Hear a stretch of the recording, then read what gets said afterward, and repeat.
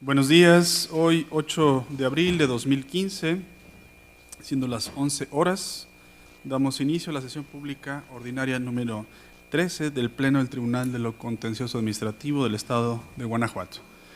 Para ello, solicito al licenciado Eliseo Hernández Campos, secretario general de Acuerdos, verifique la existencia del quórum legal. Buenos días, magistrada, magistrados.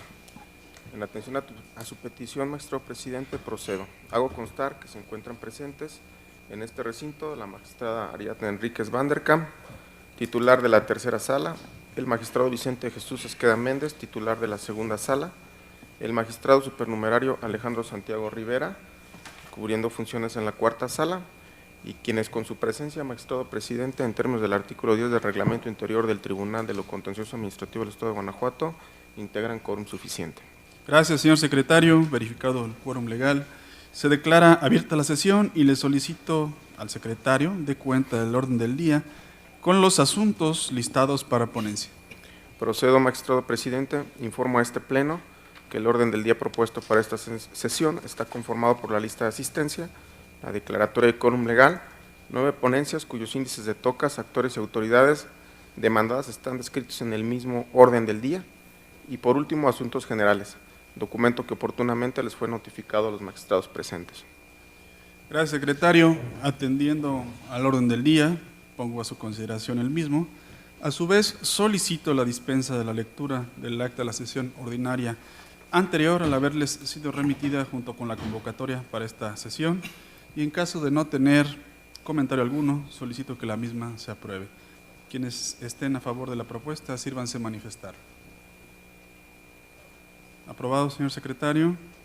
Continuando con el listado de ponencias para el desahogo de esta sesión, procedo a exponer las correspondientes a la primera sala. En particular, en el punto tercero del orden del día, que es el que abordaremos en este momento, se refiere al TOCA 581, relativo al recurso de reclamación interpuesto por la autorizada del oficial de tránsito adscrito a la delegación de Silao, Guanajuato, de la Dirección General de Tránsito y Transporte del Estado de Guanajuato. Autoridad demandada, en contra del acuerdo de fecha 1 de septiembre de 2014, pronunciado en el proceso administrativo 472, diagonal cuarta sala, diagonal 2014, en el que se tiene por no dando contestación a la ampliación de la demanda. Como antecedentes, podemos señalar que el accionante acudió ante este tribunal para demandar la nulidad de la boleta de infracción generada el 7 de febrero de 2014. El acuo admitió la demanda y emplazó a las autoridades demandadas. En el acuerdo de admisión de la contestación, el magistrado, al detectar hechos novedosos en la contestación, concedió a la parte actora el derecho a que ampliara su demanda. Por medio de acuerdo del 8 de mayo de 2014, se admitió la ampliación de la demanda y se emplazó a la autoridad para que se pronunciara al respecto. El 1 de septiembre del año próximo pasado, se tuvo a la autoridad demandada por no contestando la ampliación de la demanda. Inconforme con lo anterior, la autoridad interpuso un recurso de reclamación argumentando que no se le notificó el acuerdo donde se tiene a la parte actora por ampliando su escrito de demanda. El agravio que esgrime la parte recurrente es inoperante, atentos a las siguientes consideraciones jurídicas. Del acuerdo impugnado se desprende que se notificó el 21 de mayo de 2014. En sus agravios, la parte recurrente asevera que no recibió notificación electrónica alguna el 8 de mayo del año próximo pasado. Los agravios que plantea la parte recurrente pretenden combatir el acuerdo de referencia. Sin embargo, partiendo del hecho de que la notificación se realizó el 8 de mayo de 2014. Sin embargo, como lo plasma el acuo en su acuerdo, la notificación no se realizó el 8 de mayo de 2014, sino el 21 de mayo de esa anualidad. En efecto, en el acuerdo de referencia y en la razón de la notificación se advierte que fue el 21 de mayo de 2014 cuando se realizó la notificación electrónica del acuerdo de fecha 8 de mayo de dicho año. Debido a que la parte recurrente basa su agravio en hechos que no se plasmaron en el acuerdo que se combate, el mismo se estima inoperante y por lo tanto se propone confirmar el acuerdo combatido. Señores magistrados, se pone a su consideración este toca. ¿Alguno de ustedes desea hacer alguna manifestación o comentario? No siendo el caso, se somete a votación. Quien esté de acuerdo con el sentido propuesto, expréselo levantando la mano. Se aprueba por unanimidad. Continuamos con el desahogo de esta sesión y en particular con el punto 4 del orden del día, correspondiente al toca 724, diagonal 14.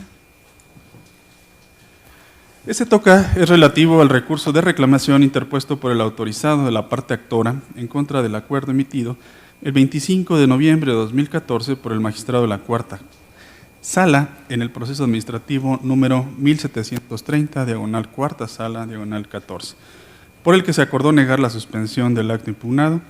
Ha llegado el momento entonces de resolver lo que en derecho procede. Como antecedentes podemos señalar que el 15 de octubre de 2014, la directora de Impacto Ambiental y Manejo Integral emitió oficio donde informó a la hoy demandante lo siguiente: dado que se desconoce el tipo, calidad y procedencia de los residuos, no se puede determinar si estos pueden ser considerados residuos de manejo especial. En caso de que sean residuos de manejo especial, estarán sujetos a las obligaciones generales estipuladas en los artículos 35 y 36 de la Ley General, para la gestión integral de residuos del Estado y los municipios de Guanajuato. Ante este panorama, la accionante interpuso demanda de nulidad en contra del oficio mencionado. Además de la nulidad, la accionante del proceso de nulidad solicitó la suspensión, con el objeto de que la demandada no le exija el registro o autorización para el manejo de residuos de consideración especial. En acuerdo de 25 de noviembre de 2014, el magistrado de la Cuarta Sala admitió la demanda y determinó no conceder la suspensión solicitada. Inconforme con lo anterior, el representante legal de la accionante presentó recurso de reclamación, argumentando que se le debió otorgar la suspensión, ya que la negativa a hacerlo no encuentra sustento legal alguno. Los agravios que esgrime el recurrente son infundados, atentos a lo siguiente.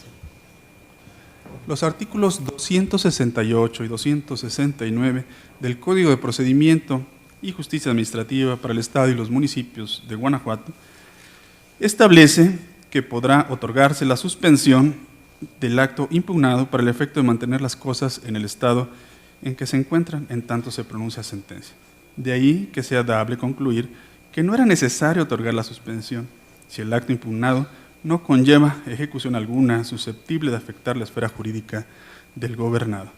Además de lo anterior, los artículos antes mencionados advierten que no se podrá otorgar suspensión del acto impugnado si con ello se causa un perjuicio evidente al interés social, si se contravienen disposiciones de orden público o se deja sin materia el proceso administrativo.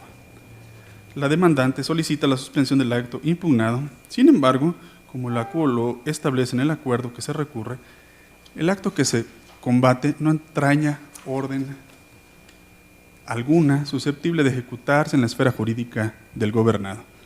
Solo se limita a aseverar que no puede acordar favorablemente su petición, dado que no puede determinar si sus residuos pueden ser considerados de manejo especial, ya que no tiene la información suficiente. La legalidad de esta respuesta será motivo del análisis de fondo del negocio. Sin embargo, se concuerda con la ACUO en que el oficio impugnado no lleva inherente un hacer, esto es, el oficio es meramente declarativo. Incluso se sostiene en este oficio que no se puede asumir postura alguna, pues no se tiene la información suficiente, razón por la cual no hay ejecución que emane del acto impugnado susceptible de suspenderse. Por lo anterior, se concluye que la ACUO actuó apegado a derecho cuando concluyó en el acuerdo de 25 de noviembre de 2014 no conceder la suspensión solicitada. Señores magistrados, se propone entonces confirmar el acuerdo. ¿Desean hacer algún comentario sobre esta ponencia? No siendo el caso, se somete a votación. Quien esté de acuerdo con el sentido propuesto, expréselo levantando la mano. Se aprueba por unanimidad, señor secretario. Continuamos entonces con el desahogo de esta sesión y en particular con el punto quinto del orden del día. Este punto quinto es relativo al toque 40, diagonal 15, relativo al recurso de reclamación interpuesto por el autorizado del síndico del Ayuntamiento de Silao, Guanajuato, parte demandada, en contra de la sentencia emitida el 28 de noviembre del 2014 por el magistrado de la segunda sala en el proceso administrativo número 1071, diagonal segunda sala, diagonal 13, por el que se decretó la nulidad de la resolución impugnada. Ha llegado el momento de resolver lo que en derecho procede. Como antecedentes podemos señalar que en el escrito elaborado el 10 de mayo de 2013, los accionantes del proceso de nulidad solicitaron al Ayuntamiento de Silao, Guanajuato, que los restituyera o indemnizara debido a que se había establecido una vía pública sobre un inmueble de su propiedad. Por medio de oficio, el síndico del Ayuntamiento de Silao por sí contestó la solicitud, negando lo peticionado. Ante este panorama, los accionantes demandaron la nulidad de la respuesta del síndico ante este órgano de control de legalidad.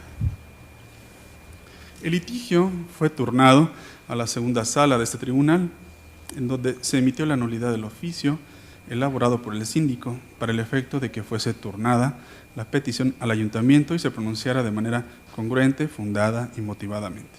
Inconforme con lo anterior, el síndico interpuso recurso de reclamación, argumentando que sí tiene facultades para dar respuesta en nombre del ayuntamiento. Este fue su único agravio. Este único agravio que esgrime la parte recurrente a consideración de esta ponencia es infundado. Atentos a lo siguiente. El artículo 78, fracción segunda de la Ley Orgánica Municipal para el Estado de Guanajuato establece en su fracción. Dice, los síndicos tendrán las siguientes atribuciones. Fracción segunda. Representar legalmente al ayuntamiento en los litigios en que éste sea parte y delegar esta representación. La fracción segunda del artículo 78 delimita las facultades de representación del síndico a los litigios en los que el ayuntamiento sea parte. El término litigio que se cita en el numeral que se analiza hace referencia a la pretensión de una parte y la resistencia de otra sobre un mismo bien jurídico y con trascendencia para el derecho. Sin embargo, sometido a la decisión de una instancia imparcial, que sería el juez, ya que acorde al artículo 17 de nuestra Carta Magna, estamos conminados a acudir a una instancia jurisdiccional para obtener justicia. Así las cosas, las facultades de representación del síndico en litigio han de entenderse ante una instancia jurisdiccional. Fuera de la misma, las peticiones que se presenten al ayuntamiento habrán de resolverse por el cabildo, atendiendo a lo preceptuado por el artículo 5 de la Ley Orgánica Municipal del Estado de Guanajuato y por mandato constitucional en el artículo 16. Se insiste, el término litigio, contenido en el criterio que el acuo cita en su sentencia, se circunscribe a los procesos seguidos ante instancia jurisdiccional. De ahí que sea acertada la decisión del magistrado recurrido de anular la respuesta que el síndico por sí mismo dio, dada que la petición del ciudadano va dirigida a la máxima autoridad del municipio, en este caso el ayuntamiento, para el efecto de que el cabildo se pronuncie de manera congruente, fundada y motivadamente. En consecuencia, se propone confirmar la sentencia impugnada. Señores magistrados, está a su consideración esta ponencia. ¿Desean hacer algún comentario? No siendo el caso, se somete a votación la misma. Quien esté de acuerdo con el sentido planteado, expréselo levantando la mano. Se aprueba por unanimidad, señor secretario. Continuamos con el desahogo del orden del día, para lo cual se concede el uso de la voz al magistrado Vicente de Jesús Esqueda Méndez para el desahogo del punto sexto. Gracias, señor presidente. Buenos días, magistrada, magistrado. El TOCA 672, diagonal 14, es relativo al recurso de reclamación interpuesto por la autorizada del Director General de Desarrollo Urbano de León, Guanajuato, autoridad demandada en el proceso de origen en contra de la sentencia de 8 de octubre de 2014, pronunciada en el proceso administrativo 741/2014 por el magistrado de la Cuarta Sala, mediante la cual se decretó la nulidad para efectos de la resolución impugnada. Previo al estudio de los agravios, es oportuno precisar la controversia. Al respecto, la persona moral actora solicitó refrendo de la licencia de anuncio publicitario en la azotea en el inmueble ubicado en la ciudad de León, Guanajuato. El Director General de Desarrollo Urbano, a través de oficio del 6 de febrero de 2014, negó el refrendo. La actora impugnó el oficio citado y en el considerando quinto de la sentencia recurrida se determinó la ilegalidad del oficio impugnado, puesto que la Sala Q señaló que el acto impugnado se encontraba insuficientemente fundado en cuanto a la competencia de la autoridad, ya que se apoyó en los artículos 135 y 137 del Reglamento Interior de la Administración Pública Municipal de León, Guanajuato, las cuales son normas complejas al establecer una serie de fracciones y atribuciones de la Dirección General de Desarrollo Urbano, así como de la Dirección de Control del Desarrollo. Sin embargo, en el acto impugnado no se reindicó la fracción o inciso de los artículos citados que facultaba a la autoridad para atender la solicitud de refrendo. Asimismo, en el considerando sexto de la sentencia recurrida, se determinó que la resolución que niega el refrendo de la licencia de anuncio en azotea es emitida con apoyo en una supervisión o inspección realizada fuera del procedimiento correspondiente. En consecuencia, se decretó la nulidad para efectos de que se reponga el procedimiento de supervisión y se resuelva la petición de la parte actora. Una vez precisado lo anterior, es de señalarse que el agravio primero, a criterio de este cuerpo colegiado, es infundado por las siguientes razones. En la sentencia recurrida, simplemente se resarció el estado de indefensión en que quedó la parte actora con la emisión del oficio impugnado, ya que si a la parte actora no se le dieron a conocer los resultados y actuaciones de la supervisión, quedó imposibilitada para combatirlos y así desvirtuar los motivos por los cuales la autoridad negó el refrendo. Ahora bien, lo que se pretende con los efectos dados a la nulidad decretada en la sentencia recurrida es que la parte actora tenga la oportunidad de impugnar la supervisión si considera que vulnera sus derechos, ya que la emisión de la respuesta que recaiga a la solicitud de la parte actora será uno de los momentos procedimentales oportunos para ello. El agravio segundo, a criterio de este Pleno, es también infundado por las siguientes consideraciones. Los efectos de una nulidad por falta de fundamentación y motivación de la resolución reclamada son los de constreñir a la autoridad responsable a emitir una nueva, subsanando la irregularidad cometida, cuando la resolución reclamada se haya emitido en respuesta al ejercicio del derecho de petición. Así las cosas, ante lo infundado de los agravios, este tribunal en pleno se propone confirmar la sentencia por encontrarse apegada a derecho. Gracias, magistrado. Señores magistrados, ¿desean hacer algún comentario sobre este TOCA 672/14? Bien, no habiendo comentarios, se somete a votación. Quien esté de acuerdo con el sentido propuesto, expréselo levantando la mano. Aprobado por unanimidad. Magistrado Vicente Esqueda, tiene usted el uso de la voz para el desahogo del punto séptimo del orden del día. Gracias, presidente. El TOCA 5/15 es relativo al recurso de reclamación interpuesto por el autorizado del presidente municipal y director de Fiscalización y Control de Guanajuato, autoridades demandadas en el proceso de origen en contra de la sentencia 5 de diciembre de 2014, dictada en el proceso administrativo 734/2013 por el magistrado de la primera sala, mediante la cual se negó el sobreseimiento y se decretó la nulidad para efectos de la resolución impugnada. Previo al estudio de los agravios, es oportuno precisar la controversia. Al respecto, mediante escrito de 7 de marzo de 2013, la actora solicitó la renovación de su permiso para comercializar en la vía pública en su modalidad de semifijo en festividades populares, tradicionales, conforme a los artículos 2 y 3 del Reglamento de Comercialización en la Vía Pública del municipio de Guanajuato. A través del oficio de 10 de mayo de 2013, el presidente municipal de Guanajuato Capital respondió a la petición del actor en el sentido de negar la renovación pretendida hasta en tanto se reunieran los elementos que lo permitieran. No obstante lo anterior, le otorgó un permiso con vigencia hasta el 31 de diciembre de 2013 para comercializar en la vía pública. Mediante escrito presentado en este tribunal el 21 de junio de 2013, la actora impugnó el oficio citado y ejerció la acción de reconocimiento del derecho a que se le expida la renovación de su permiso sin la temporalidad que tiene el permiso que se le otorgó.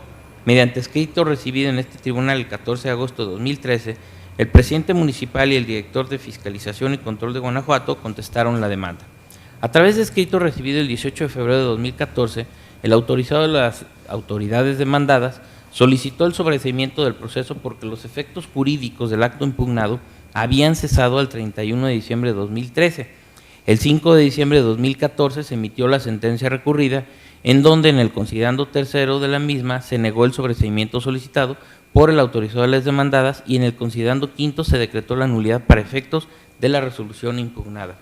Una vez precisado lo anterior, es de señalarse que en el agravio primero, en el cual, en esencia, se señaló que la sentencia recurrida es ilegal, ya que no se mencionó con cuál material probatorio se tuvo por acreditado que los permisos otorgados a la actora se habían prorrogado, y el agravio segundo, en el cual sustancialmente se señaló que el razonamiento de la sentencia de que la autoridad omitió probar el hecho de que el permiso combatido concluyó durante la tramitación del proceso de origen, contradice el señalamiento de la propia sentencia recurrida de que la vigencia del permiso impugnado concluyó el 31 de diciembre de 2013. A criterio de este Pleno, ambos son infundados por las siguientes razones.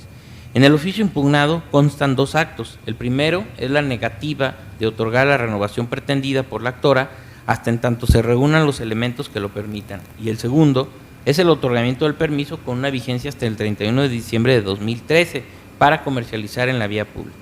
En este contexto, tenemos que si bien es cierto que en la demanda se consignó como acto impugnado el oficio sin especificación alguna, también lo es que de la atenta lectura de la demanda se aprecia que el acto que refuta a la actora es la negativa de otorgarle la renovación que pretende, y sobre esta negativa se emitió la sentencia recurrida. Así las cosas, tenemos que el acto impugnado consistente en la negativa de otorgar la renovación que pretendía la actora, consignada en el oficio impugnado, no se ha consumado con el vencimiento del permiso otorgado en el propio acto combatido, ya que dicha negativa continúa surtiendo efectos jurídicos respecto de la solicitud de la promovente, en atención a que las autoridades no han emitido algún otro acto que cambie la situación jurídica de la petición de la parte actora. Así las cosas, ante lo infundado de los agravios, se propone confirmar la sentencia recurrida por encontrarse apegada a derecho. Gracias, magistrado. Señores magistrados, ¿desean hacer algún comentario sobre esta ponencia? No habiendo comentarios, se somete a votación. Quienes estén de acuerdo con la misma, exprésenlo levantando la mano. Se aprueba por unanimidad. Magistrado Vicente Esqueda, tiene usted el uso de la voz para el desahogo del punto octavo del orden del día. Gracias, señor presidente. El TOCA 9/2015 es relativo al recurso de reclamación interpuesto por el autorizado del Consejo de Honor y Justicia de los Cuerpos de Seguridad Pública Municipal de León, Guanajuato, autoridad demandada en el proceso de origen en contra de la sentencia 12 de noviembre de 2014 pronunciada en el proceso administrativo 347/2014 por la magistrada de la tercera sala, mediante la cual se decretó la nulidad total de la resolución impugnada. Previo al estudio de los agravios, es oportuno precisar la controversia. Al respecto, mediante resolución dictada dentro del procedimiento administrativo disciplinario por el Consejo de Honor y Justicia de los Cuerpos de Seguridad Pública Municipal de León, Guanajuato, el 27 de junio de 2013 se determinó la responsabilidad del actor en su cargo de policía raso en la conducta de haber sido sorprendido por su oficial hablando por teléfono celular a bordo de la unidad, y se le impuso la sanción de suspensión temporal por 15 días sin goce de sueldo. A través del proceso de origen, el actor impugnó la resolución de referencia y en el considerando quinto de la sentencia que se emitió, que ahora es la sentencia recurrida, se decretó que la resolución impugnada era ilegal en atención a que un testimonio carecía de valor probatorio, pues se desahogó fuera de la audiencia del procedimiento, lo cual dejó al actor en estado de indefensión, ya que no se le permitió cuestionar la credibilidad del testigo ni formular repreguntas. En consecuencia, se decretó la nulidad total de la resolución impugnada y en el considerando sexto se determinó, en vía de consecuencia, que el Consejo demandado debería realizar las gestiones necesarias para que se devolviera al justiciable el importe equivalente a las prestaciones que no recibió durante los 15 días que se le impidió prestar sus servicios por la sanción que se le impuso. Una vez precisado lo anterior, es de señalarse que los agravios primero y segundo, a criterio de este cuerpo colegiado, son infundados por las siguientes razones. Es procedente decretar la nulidad para efectos cuando el acto impugnado recae a una petición del particular, situación que no se actualiza en el presente caso, ya que es evidente que en el procedimiento administrativo disciplinario no se instauró a instancia precisamente del actor. Por otra parte, no era procedente decretar la nulidad para efectos de la resolución impugnada, ya que en la sentencia recurrida se determinó que la testimonial de la persona física señalada dejó al actor en estado de indefensión, caso en el que no es procedente decretar la nulidad para efectos, ya que no se puede constreñir o impedir a la autoridad a que reponga el procedimiento con el objetivo de dar audiencia al particular. Así las cosas, ante lo infundado de los dos agravios, se propone confirmar la sentencia recurrida por encontrarse apegada a derecho. Gracias, magistrado. Señores magistrados, ¿desean hacer comentarios sobre este toca 9/15? No viendo comentarios, se somete a votación. Quien esté de acuerdo con el sentido propuesto, expréselo levantando la mano. Se aprueba por unanimidad, señor secretario. Magistrada Ariadna Enríquez Van der Kamp, tiene usted el uso de la voz para el desahogo del punto 9 del orden del día. Muchas gracias, señor presidente, señores magistrados. Me refiero al toca 539/14, relativo al recurso de reclamación interpuesto por la parte demandada en contra de la sentencia dictada por el magistrado de la segunda sala dentro del proceso administrativo 3814, mediante la cual se decretó la nulidad de la resolución impugnada. Se reconocieron algunos derechos solicitados y se condenó a la parte demandada al pleno restablecimiento de esas prerrogativas. Los antecedentes del caso que nos ocupa son los siguientes. La actora promovió proceso administrativo en contra de la resolución dictada por la parte demandada y ahora recurrente, mediante la cual se le separó del cargo que venía desempeñando. Seguido que fue en todo su trámite, el magistrado que acuo decretó la nulidad de la resolución impugnada. Inconforme con lo anterior, la demandada interpuso el recurso de reclamación que nos ocupa, esgrimiendo los agravios que a continuación se exponen en un orden diverso al propuesto por el recurrente. En su primer agravio sostiene la autoridad que en el acuerdo de inicio del procedimiento administrativo de separación se precisó que la obtención del resultado de no aprobado en las evaluaciones de control de confianza constituyó el motivo por el cual fue iniciado. Señala que es falsa la aseveración de la sala en torno a que no se dieron a conocer al actor los verdaderos motivos por los que se le sujetaba a procedimiento de separación, pues lo único cierto es que el único motivo fue que la actora no aprobó los procesos de control de confianza. Dice que la sala confunde el proceso de dictaminación que lleva a cabo la instancia técnica, que se sujeta a reglas, etapas, procedimientos y esquemas legalmente establecidos con el resultado de ese proceso. Los argumentos esgrimidos son infundados. Tratándose de actos de autoridad cuyo efecto sea la disminución, menoscabo o supresión definitiva de un derecho del gobernado y a los que la doctrina y la jurisprudencia denominan actos privativos, el artículo 14 de la Constitución Política de los Estados Unidos Mexicanos establece que previamente a la emisión de tales actos debe sustanciarse el procedimiento respectivo en el que se cumplan con las formalidades esenciales del mismo y se apliquen las leyes expedidas con anterioridad al hecho. Las formalidades esenciales del procedimiento, que constituyen el mínimo de garantías que debe tener toda persona cuya esfera jurídica pretenda modificarse mediante la actividad punitiva del Estado, cuyo cumplimiento es una obligación impuesta a las autoridades, se traducen en: primero, la notificación del inicio del procedimiento y sus consecuencias; segundo, la oportunidad de ofrecer y desahogar las pruebas en que se finque la defensa; tercero, la oportunidad de alegar; y cuarto, el dictado de una resolución que dirima las cuestiones debatidas y la existencia de un medio de impugnación. La importancia de la notificación de inicio del procedimiento no solo radica en el hecho de que se hace del conocimiento del interesado el inicio de esa instancia, sino que trasciende a la esencia del derecho de audiencia, habida cuenta que a través de esa notificación el interesado se impone del contenido del acto que se le notifica, lo que en principio garantiza su defensa. En el caso, la causa por la que se instauró en contra del actor el procedimiento de separación fue la no aprobación de los exámenes de control de confianza. Ahora bien, si como sostuvo la sala en la sentencia recurrida que el objeto de esos exámenes es evaluar la condición biológica, psicológica y social de los integrantes de las instituciones de seguridad pública y dentro de estas mismas evaluaciones se ponderan las aptitudes competenciales de los mismos, para lo cual se implementan las examinaciones de investigación socioeconómica, médica, poligráfica, psicológica y toxicológica. Entonces, a fin de satisfacer el derecho de audiencia de la actora, resultaba particularmente relevante que en el acuerdo de inicio se le indicara el resultado obtenido en cada una de esas examinaciones.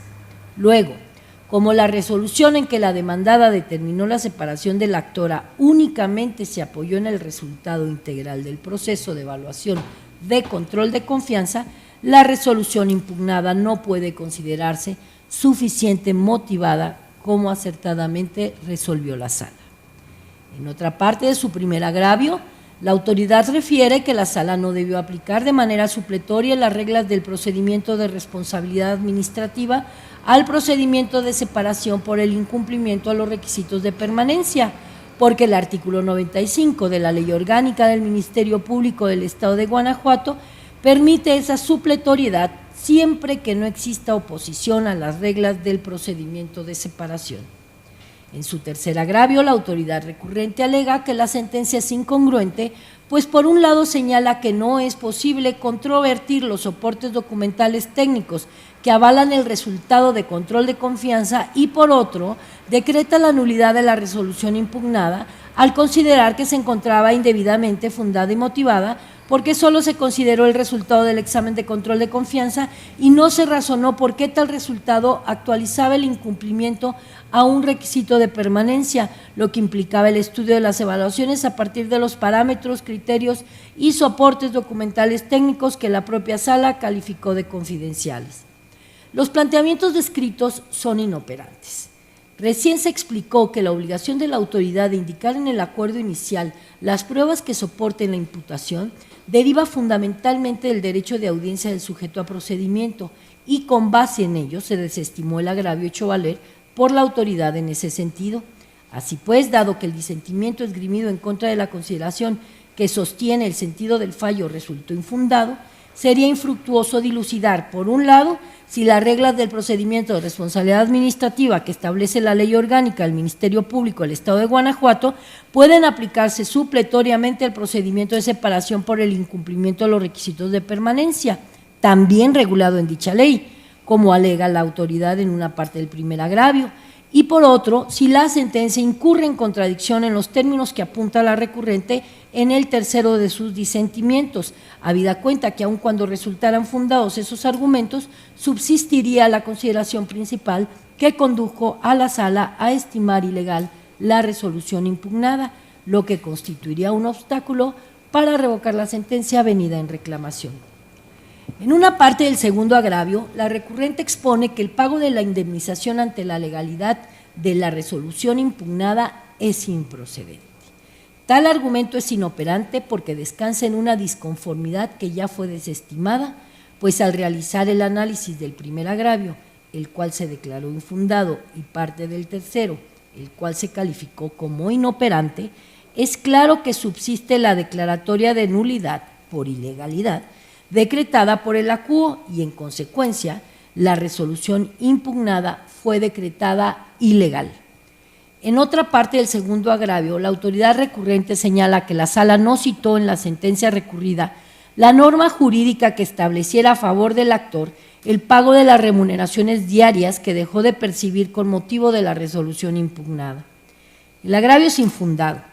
Lo anterior en virtud de que la sala reconoció el derecho al pago de las remuneraciones diarias dejadas de percibir con base en el artículo 123, apartado B, fracción 13, de la Constitución Política de los Estados Unidos Mexicanos, que establece que el Estado estará obligado a pagar al elemento de una institución policial separado injustificadamente una indemnización y demás prestaciones a que tenga derecho, sin puntualizar lo que debe entenderse por demás prestaciones.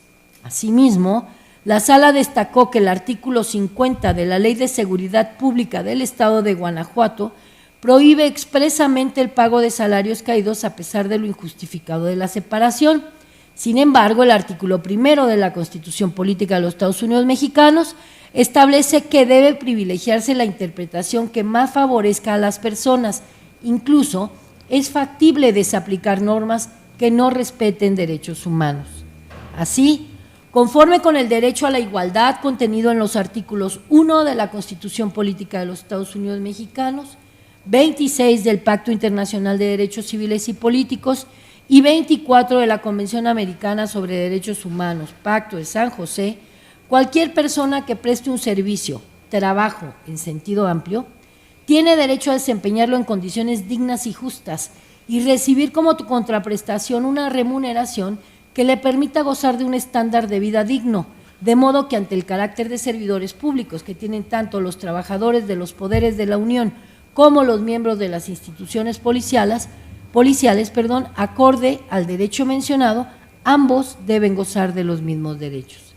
Señaló el ACUO que si existe un resarcimiento económico más amplio para el caso de despido injustificado de los trabajadores enlistados en el artículo 123, apartado A de la Constitución Política de los Estados Unidos Mexicanos, que el previsto para los registrados en el apartado B, la tutela efectiva de los derechos humanos citados anteriormente radicará en que ambos grupos de trabajadores reciban el mismo trato en igualdad de circunstancias.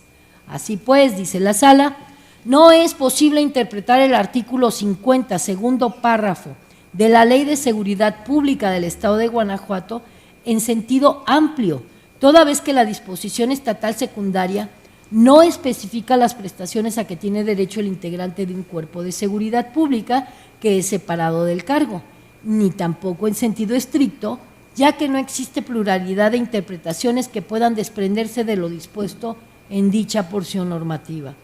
Así pues, la Sala concluyó que lo procedente era la desaplicación del artículo 50 de la Ley de Seguridad Pública del Estado de Guanajuato, en virtud del beneficio que representaba para la accionante el otorgamiento de las percepciones salariales que dejó de percibir con motivo de su separación injustificada, con fundamento en los artículos 1, 133, 123, apartado B, fracción 13 de la Constitución Política de los Estados Unidos Mexicanos, y 300, fracciones 5 y 6 del Código de Procedimiento y Justicia Administrativa, así como también en lo conducente al tenor de la jurisprudencia 110, diagonal 2012, décima época de la segunda sala de la Suprema Corte de Justicia de la Nación, publicada en el Semanario Judicial de la Federación y su Gaceta, décima época, libro 12, septiembre de 2012, tomo 2, página 617, de rubro Seguridad Pública, interpretación del enunciado y demás prestaciones a que tenga derecho,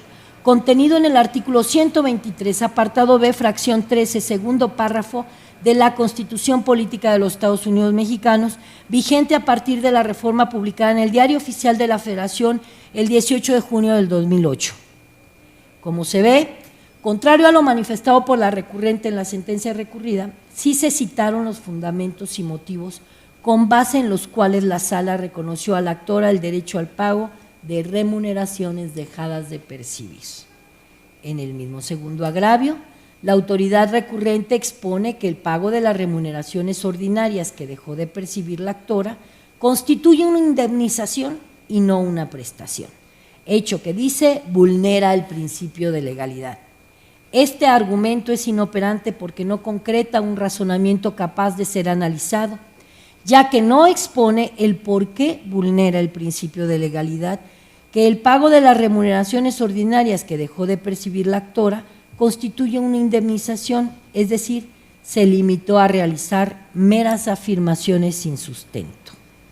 Por otro lado, alega el recurrente que del enunciado normativo y demás prestaciones a que tenga derecho, contenido en el artículo 123, apartado B, fracción 13 de la Constitución Política de los Estados Unidos Mexicanos, no se desprende la obligación del Estado a pagar salarios vencidos, pues ese concepto está inmerso en el artículo de la Ley Federal del Trabajo, normativa inaplicable a los miembros de instituciones policiales.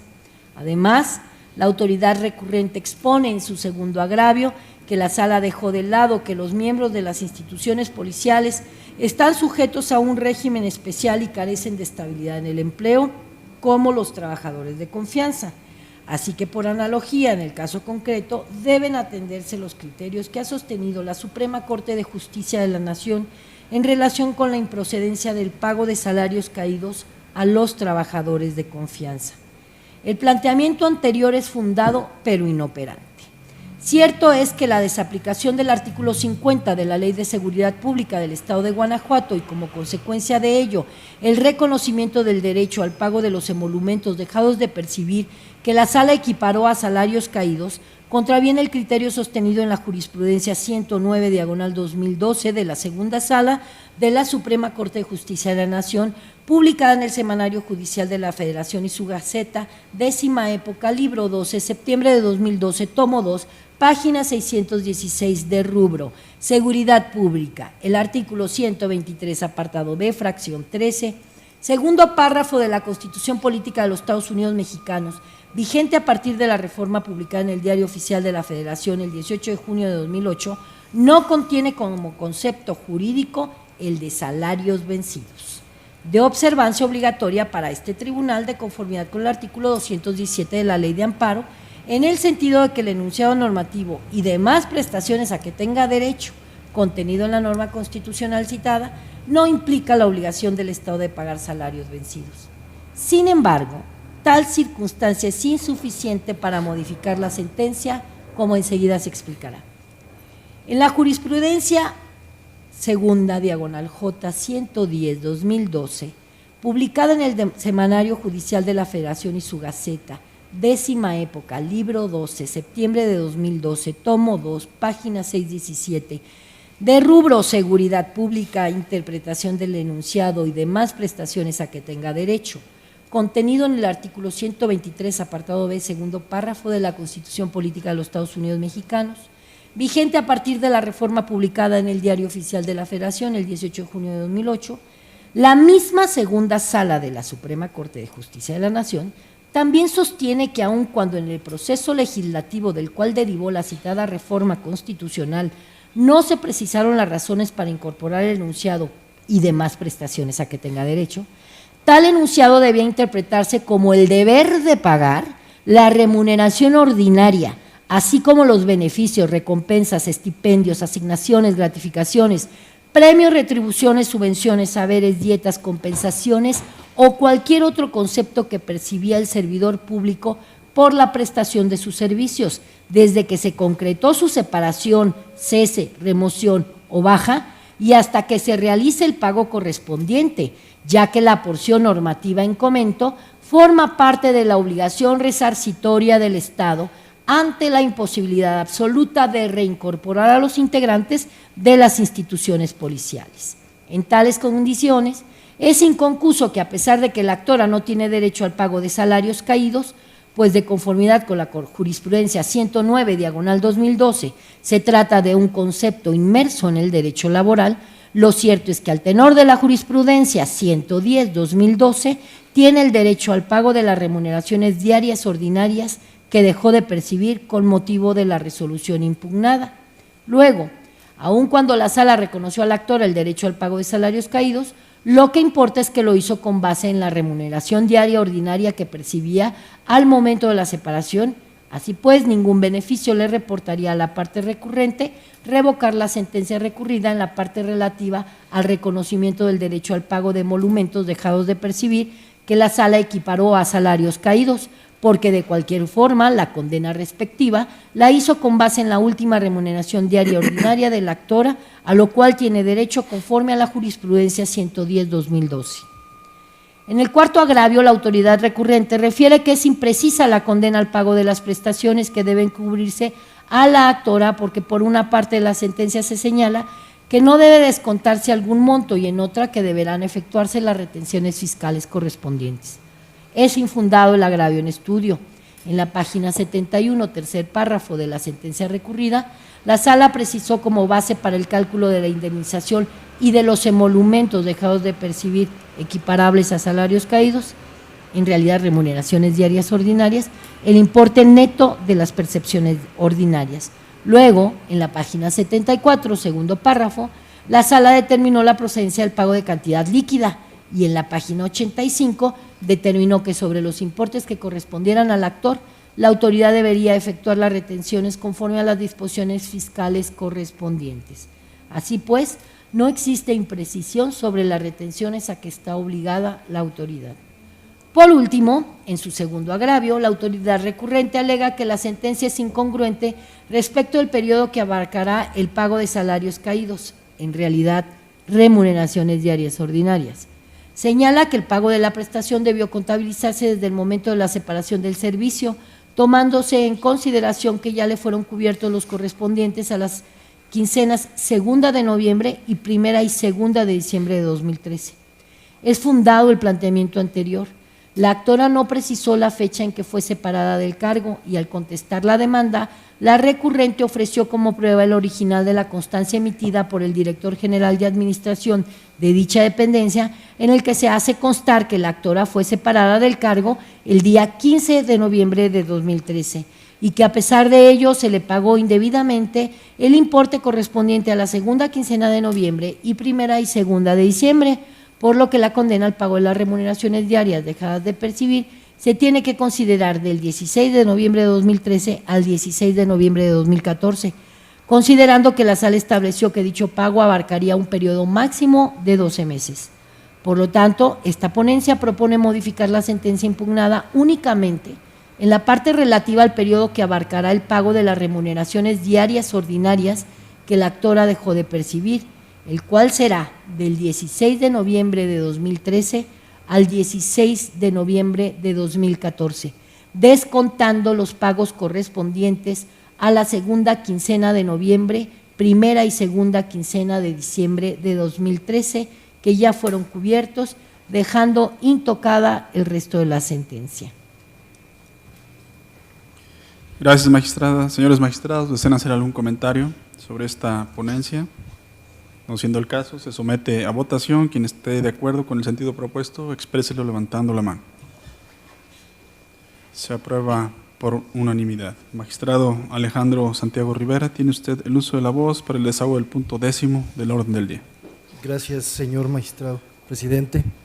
Señora magistrada, señor magistrado, pongo a consideración de este pleno el proyecto de resolución en el TOCA 529/2014, relativo al recurso de reclamación interpuesto por la autorizada del director general de Policía Municipal y secretario ejecutivo del Consejo de Honor y Justicia de los Cuerpos de Seguridad Pública Municipal de León, Guanajuato, autoridades demandadas en el proceso administrativo número 348/2014, en contra de la sentencia del 18 de agosto de 2014 emitida por el magistrado de la segunda sala de este tribunal.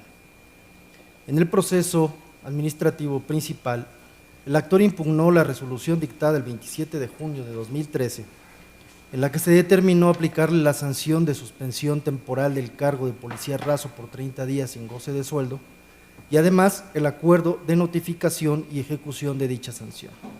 En la sentencia que ahora se revisa, el magistrado declaró la nulidad de los actos impugnados porque en la resolución administrativa impugnada no se le indicaron al actor los razonamientos lógico-jurídicos por los cuales se tomó la determinación de imponerle la sanción de suspensión en la cuantificación de 30 días, tornando al acto impugnado carente de motivación.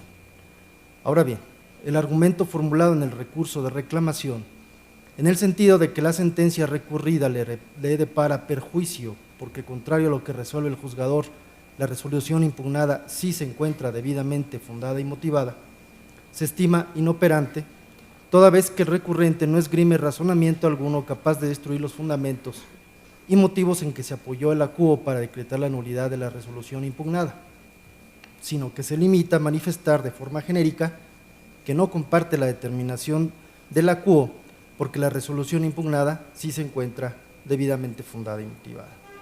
Por otro lado, se considera infundado el agravio expuesto en el sentido de que la nulidad decretada por el acuo no debió ser total, sino para efecto de que la autoridad emitiera una nueva debidamente motivada, ya que si en el caso concreto la resolución administrativa impugnada sí se fundamentó, pero no se le indicaron al actor los razonamientos lógico-jurídicos por los cuales se tomó la determinación de imponer la sanción de suspensión, entonces ello implica que se incumplió con una debida fundamentación y motivación del acto impugnado, y tal circunstancia se ubica en el supuesto previsto en la fracción 4 del artículo 302 del Código de Procedimiento y Justicia Administrativa para el Estado y los municipios de Guanajuato, por lo que la nulidad debe ser lisa y llana y no para efectos, pues lo contrario permitiría a la autoridad demandada que tuviera dos o más posibilidades de fundar y motivar su acto mejorando su resolución, lo cual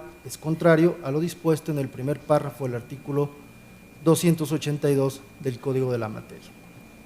Finalmente, señala el recurrente que al ser improcedente la determinación de nulidad decretada por el acuo, deviene también improcedente el reconocimiento del derecho reclamado por el impetrante para los efectos de que se le devuelvan las cantidades que dejó legalmente de percibir en el término de 30 días que fue suspendido.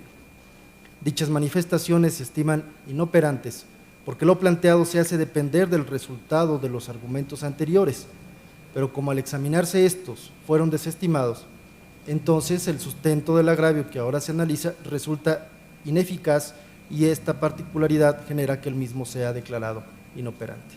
Así las cosas, la consulta propone confirmar la sentencia que se revisa. Gracias, magistrado. Magistrados, ¿tiene alguna observación sobre esta ponencia 529, diagonal 15? No habiendo comentarios, se somete a votación. Quien esté a favor de la misma, expréselo levantando la mano. Se aprueba por unanimidad. Magistrado Alejandro Santiago, tiene usted el uso de la voz para el desahogo del punto 11º del orden del día. Gracias, presidente.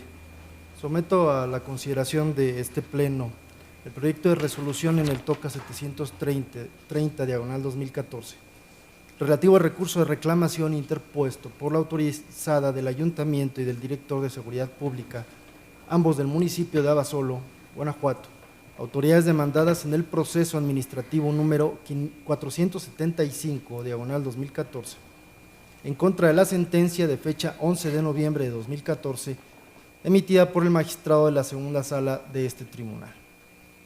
En el proceso administrativo principal, el actor impugnó, cito textualmente, la unilateral orden verbal de destitución, remoción y o cese de fecha 28 de febrero de 2014, emitida por el titular de la Dirección de Seguridad Pública del municipio de Abasolo, Guanajuato, por medio del cual fui separado de mi cargo de oficial de Seguridad Pública adscrito a la Dirección de Seguridad Pública del municipio de Abasolo, Guanajuato. Cierro la cita.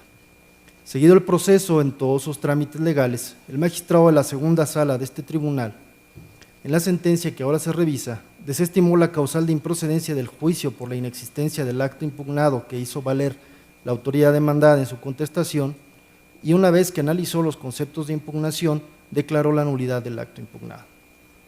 Ahora bien, el agravio marcado como primero se estima fundado y suficiente para modificar la sentencia recurrida. En dicho agravio, la recurrente argumenta que debió sobreseerse en el proceso principal por inexistencia de la orden verbal de destitución del actor del cargo que ocupaba como oficial de seguridad pública adscrito a la Dirección de Seguridad Pública del municipio de Abasolo, Guanajuato. Si bien en el caso concreto el actor afirmó que fue cesado verbalmente del cargo que ocupaba como oficial de seguridad pública y por su parte las autoridades demandadas al dar contestación a la demanda negaron lisa y llanamente dicha destitución porque aseguraron que el actor fue quien dejó de asistir, entonces quien tenía la carga de probar su dicho eran las propias autoridades demandadas.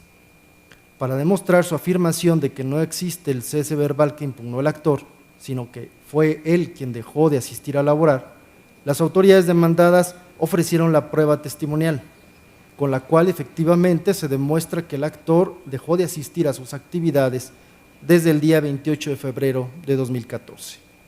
Probanza a la que se le otorga valor probatorio pleno de conformidad con el artículo 126 del Código de Procedimiento y Justicia Administrativa para el Estado y los municipios de Guanajuato, para acreditar que el actor fue quien dejó de asistir a sus actividades y no fue destituido verbalmente, tal como lo manifestó el actor en su demanda. Por el contrario, la parte actora no pudo acreditar el cese verbal impugnado, pues si bien ofreció la prueba testimonial, esta se le tuvo por no ofrecida al no haber cumplido con el requerimiento que se le formuló por acuerdo del 27 de marzo de 2014. Por todo lo anterior, el proyecto propone modificar la sentencia al actualizarse la causal de improcedencia por inexistencia del acto verbal impugnado, prevista en la fracción cuarta del artículo 261 del Código de Procedimiento y Justicia Administrativa del Estado y los municipios de Guanajuato, por lo que procede sobreseer en el proceso administrativo principal acorde a lo dispuesto en la fracción segunda del artículo 262 del propio Código. Gracias, magistrados. ¿Desean hacer algún comentario sobre esta ponencia? No siendo el caso, se somete a votación. Quien esté de acuerdo con el sentido propuesto, expréselo levantando la mano. Se aprueba por unanimidad. Continuando con el desahogo de la sesión, en particular con el punto 12º de la misma, del orden del día, solicito al secretario general nos dé cuenta con los asuntos generales. Procedo, magistrado presidente. Como asunto general, doy cuenta al Pleno que con fecha 7 de abril del año en curso fue remitido para efectos de opinión jurídica por parte de la Comisión de Gobernación y Puntos Constitucionales del Honorable Congreso del Estado a este Pleno, opinión jurídica respecto de la propuesta de iniciativa de reforma y adición a diversas disposiciones de la Constitución Política para el Estado de Guanajuato y de la Ley de Juicio Político para el mismo Estado, por lo que de no tener inconveniente, magistrado presidente, se entregará una copia de las iniciativas respectivas a cada uno de los magistrados para efectos de generar una propuesta única y remitirla oportunamente al Congreso del Estado. De acuerdo, señor secretario. Señores magistrados, ¿desean hacer algún comentario sobre este asunto general? Bien. Entonces, agotados los puntos listados en el orden del día, declaro cerrada esta sesión ordinaria, siendo las 11:56. Gracias, señores magistrados.